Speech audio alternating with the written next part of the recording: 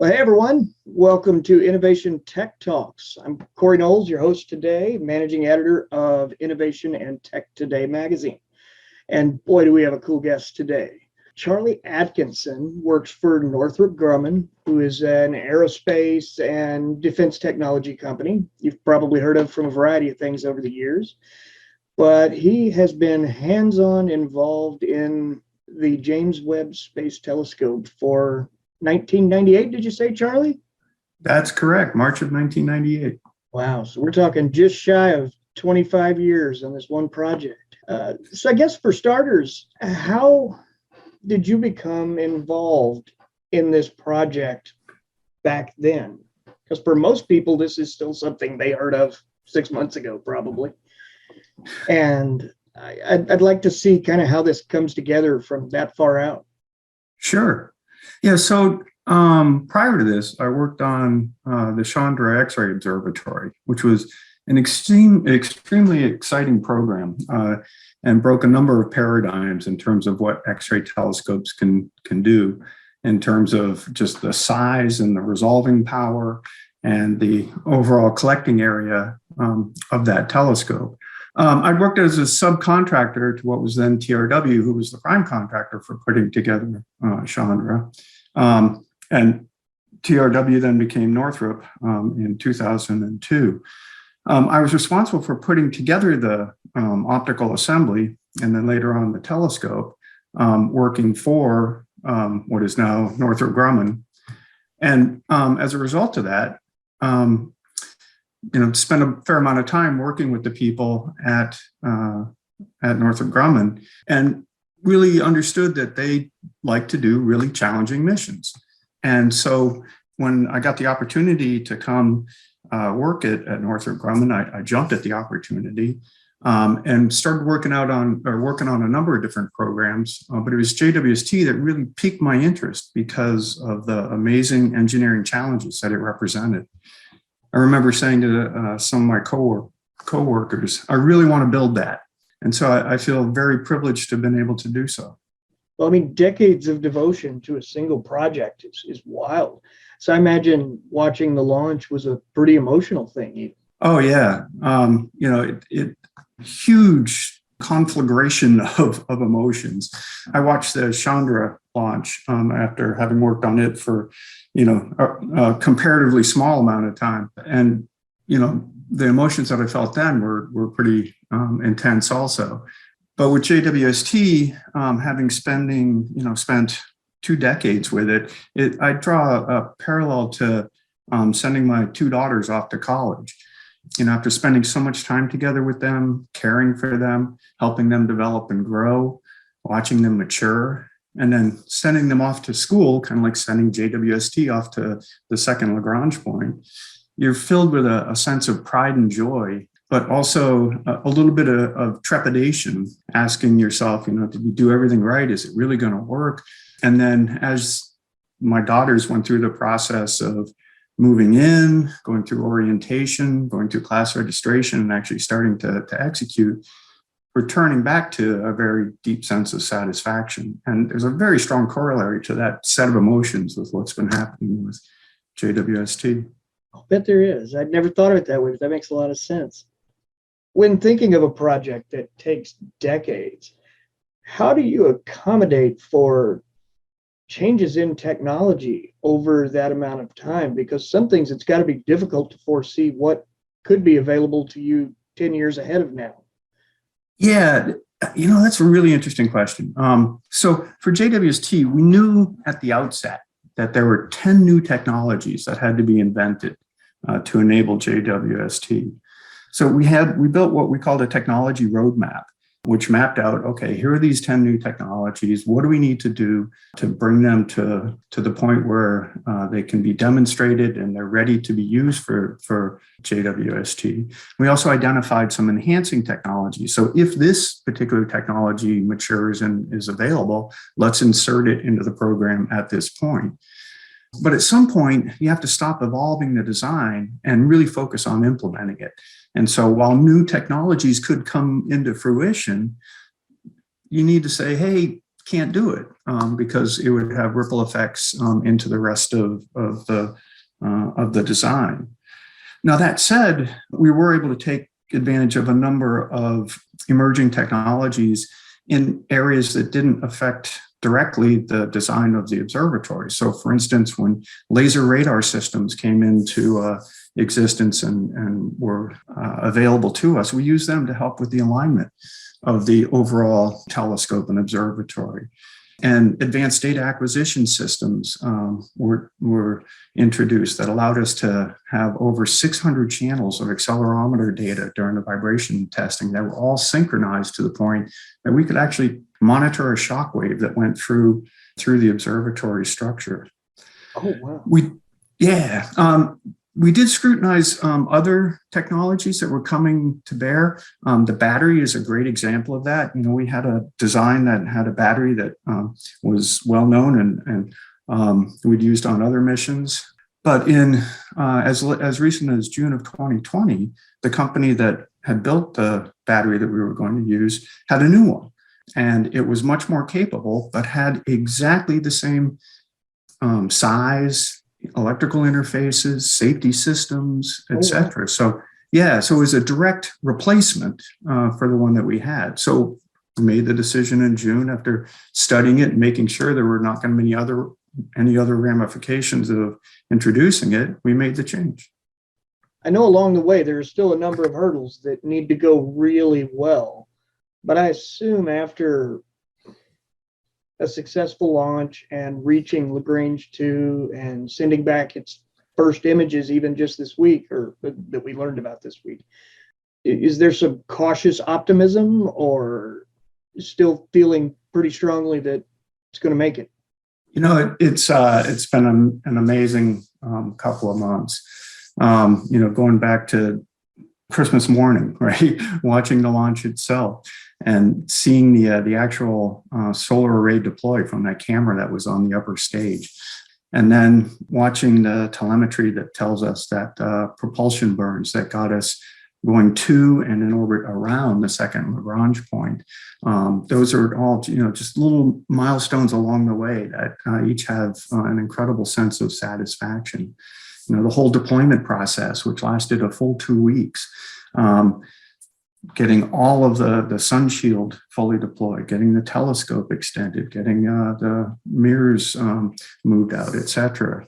Every one of those has been, a little bit of excitement along the way. Seeing the actual images, when we saw those 18 images and identified that, each of those 18 is the 18 segments of that make up the primary mirror, and finding them, within the range that we expected them to be, very satisfying. I know that JWST sees in infrared. Could you kind of, and if this is a little out of your wheelhouse, totally understand, could you explain loosely the light spectrum and what it means to see in infrared? Yeah, so it's a great question. And the best corollary I can draw is, so light travels in waves in the same way that sound does. And the best corollary I can think of to describe the spectrum of light is the sound spectrum. Mm-hmm. So infrared has longer wavelengths, or is lower frequency than other light, just like the bass on your car radio. Like AM versus FM. Yeah, akin to that. But just like with your car radio, to get a full idea of what the music sounds like, you need the combination of the bass, the treble, and the mid-frequency. Otherwise, you're not getting a full picture, if you will, of what the music or whatever it is you're listening to sounds like. And the same thing with astronomical objects. To get a full picture of what celestial objects are made up or are doing, or the processes involved with them, you need to look at the full range of light spectrum. Some of the best images that I've seen from astronomical surveys or astronomical objects are when they combine imagery from the Hubble, which operates in the visible, a little bit in the ultraviolet, a little bit in the infrared, combine that with Chandra, which sees X-rays, And with Spitzer, which sees in the infrared. And with that full combination of the electromagnetic spectrum, you get a really good picture of what's going on. Oh, I bet you do. You know, when the average person thinks of infrared, what we're used to is night vision goggles or firefighters seeing through walls. And this is very different from that, isn't it, in terms of how it will appear? In terms of what it will look like, yeah. In terms of the phenomenology, not really. So akin to firefighters seeing through walls, looking at heat signatures through objects. One of the objectives for JWST is to look at star formation and the planetary systems that are being formed around them. Well, that's happening in this big cloud of dust. I don't know if you remember some of the images from what they call the stellar nursery region in Orion. But we know that's happening in there, but we can't see what's going on because of all the dust. But if you look in the infrared, you can see through that dust. And we can see then how those planetary systems are being formed, which is one of the things that astronomers are really interested in learning about. And the other really important thing about the infrared is, one of the objectives for JWST is to look at the first stars and galaxies that were formed in the universe. And they are very, very far away from us. And because the universe is expanding, they're moving away from us at higher and higher speeds. And because they're moving away, their light is redshifted due to the Doppler effect, kind of like when a car moving away from you has a lower frequency than a car coming at you. Well, the same thing with light. The wavelengths get stretched because things are moving away, and that then makes them appear in the infrared to us. And so having an observatory that looks in the infrared is very important. Today's episode of Innovation Tech Talks is brought to you by OMRON. OMRON is a world leader in technology designed to solve social issues, improve lives, and build a better tomorrow. They serve a range of industries which utilize their technologies to innovate and grow factory automation, healthcare, mobility, and energy management. In the industrial automation business, OMRON technology demonstrates the power of machines to unleash human potential, pursuing the ideal in automation, in which people and machines are working together in harmony. OMRON provides sensing, control, safety, vision, motion, and robotics technologies for the automotive, food and beverage packaging, semiconductor, electronics, life sciences, and infrastructure industries. For over 80 years, OMRON has helped industrial businesses maximize potential by solving problems with creativity. Learn more, go to automation.omron.com. One of the challenges that is interesting to me is that, sitting at Lagrange 2, how does JWST handle the amount of heat that has to be blasted at it pretty much constantly? Yeah, so that's what that big tennis court size sun shield does for us, right? So JWST will always be oriented with the telescope and the science instruments on the opposite side of the sun and the earth. And the sun shield is intended to protect the telescope from that light and that heat. The warm side of the sun shield is, I think it's 185 degrees Fahrenheit at some of the warmest places. And then on the cold side, it's minus 388 Fahrenheit. So a huge temperature difference. Yeah. If somebody drew a corollary to sunscreen put on yourself to avoid a sunburn, and this would be the equivalent of the sun protection factor of 1,000,000. Does having a temperature variance on one side or the other that is that dramatic affect the kinds of materials you're able to use and things along the way, I assume? Oh, absolutely. A large part of the engineering challenges that we had in designing the observatory was to accommodate those kinds of huge temperature differences. And a lot of material characterization had to be performed to ensure that strength and stiffness and all the other mechanical properties of materials were as we need them to be in the environments that they're going to be in. The good side is that once temperatures are achieved, JWST's thermal environment is extremely stable. We don't go through eclipses like other low Earth orbit satellites do, like Hubble and Chandra. So we have a very stable thermal environment, which is really beneficial for the very long observations JWST is intended to use. That makes sense. I'll bet it would be. I can see how that would make a big difference. I know there are a number of hurdles still left as far as in the process of setting, I say hurdles, but in the process of ensuring everything is ready and good to go. What's left that it needs to do to be ready and fully functional at this point? So, we've gotten through most of the initial, activation and checkout of the observatory for all of the different systems.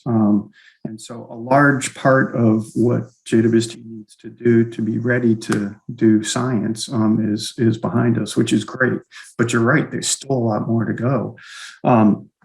We found the 18 blobs of light, I call them, which are the indicating, these are the 18 segments. Well, now we got to bring them all together.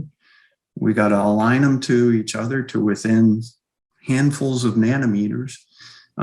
We need to align the secondary mirror, and then we need to what we call phasing of the primary mirror segments. So take each of those 18 mirrors and make them behave as one. And that's a pretty long process. We use science data, science images, to help tell us what the deformations or displacements or rotations of the different segments are, and feed that information into some algorithms that are used on the ground to say, okay, now we need to go adjust, these mirrors by this much. And it's an incremental process as we slowly go from being, well, it's really hundreds of microns roughly of displacements and distortions down to nanometers. And so, it's an incremental process we have to go through. The other thing we have to do is the science instruments, they're still cooling off. And so they're not to their point of optimal performance yet. And once we get them down to their operating temperature, we need to go through the full set of calibrations so that they're then ready to use for science. And all of that will take us through about June. And are you still thinking by June we'll roughly around then start getting some images? That's the expectation, is that the early release science should be coming out around that time frame.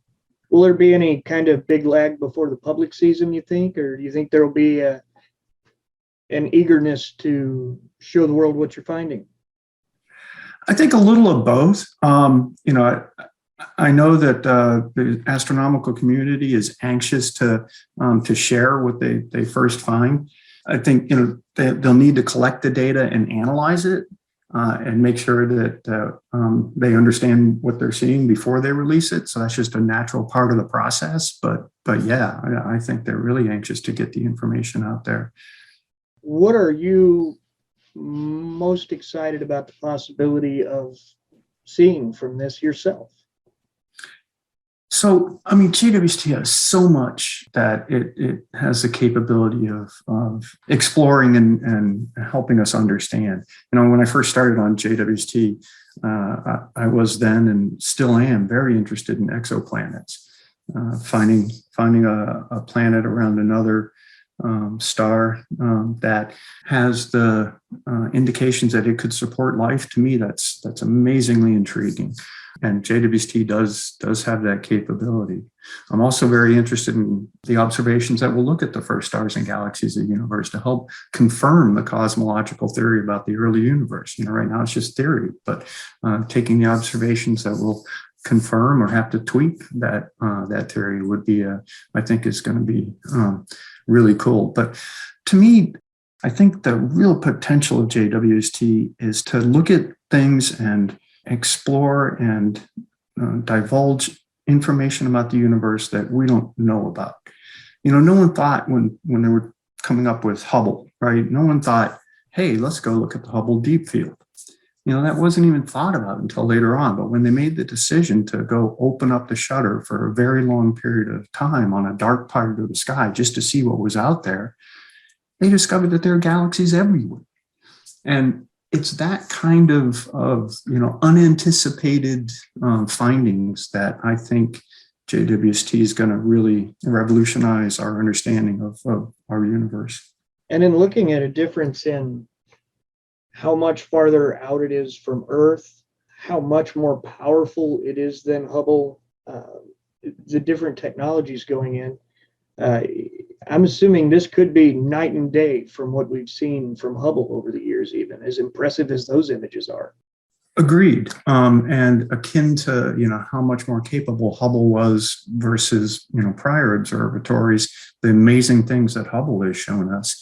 Expect the same advances and leaps forward from JWST.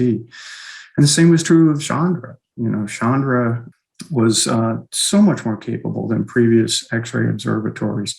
And we've learned so much about the high energy astrophysics around us from Chandra as a result of that. So yeah, agreed. It's going to be incredible. Are there any other ranges on the light spectrum that we have yet to form into a telescope in some way to get a different look? The short answer is not really. I think we've, the Great Observatories program that started back in, what was it, late 80s, 90s, something like that, that bore out the Compton Gamma Ray Observatory, the Chandra X-ray Observatory, the Hubble, which operates in the ultraviolet, optical and infrared, and then the Spitzer infrared telescope. That kind of captured the electromagnetic spectrum. I think where more capability comes in is being able to see with higher resolution, to be able to see deeper, i.e. further away, and look at fainter and fainter objects. That's where the advances in capabilities for bigger telescopes provide, and more capable instruments provide. Is there a long delay in communication back and forth with JWST, or are you able to operate it reasonably close to real time? It's very close to real time. We're a million miles away, and so it's handfuls of seconds to get data. It takes more time to get it processed on the ground than it does for it to get to the ground. That's interesting. So I guess, do you remain on the James Webb Telescope project moving forward, or do you move on to the next mission? I wasn't sure how Northrop Grumman's role is played once it's off the ground. So a little bit of both. We're responsible for being for supporting the mission through the commissioning, through June timeframe.